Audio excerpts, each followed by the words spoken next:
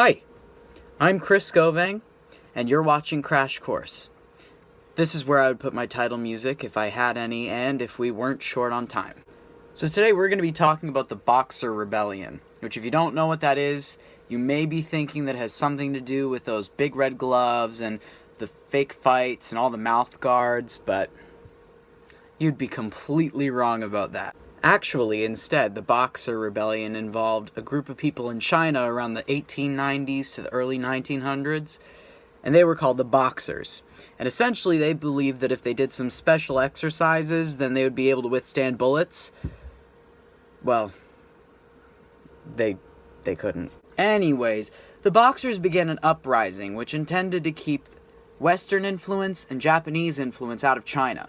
Essentially, they were trying to keep up that nationalism and traditionalism that was already present in the country. It should be noted also that the Boxers were very connected to this secret organization in China called the Society of the Righteous and Harmonious Fists, which essentially stood for everything that the Boxers stood for, trying to get that Western influence as far away from China as possible. So calling back to the whole motivation behind the Boxer Rebellion, anyone who supported that sort of influence from Western cultures or Japanese cultures, whether they were native to China or not, they were essentially driven out of the country or killed. Yeah, there wasn't much in between on that one. And this wasn't limited to just foreigners or people who didn't naturally come from China. A lot of people who lived in China who just practiced Christianity were killed, and their property was destroyed. A major part of the revolution came around in 1900, when from June to August the Boxers managed to besiege Beijing, which is surprisingly tough to say. It's a bit of a tongue twister. Besiege Beijing. Anyway, getting back on topic, essentially the siege lasted in Beijing until August, when an international force involving American troops actually stepped in.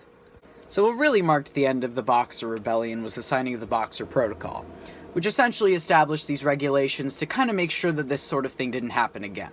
First of all, China couldn't import weapons for 2 years.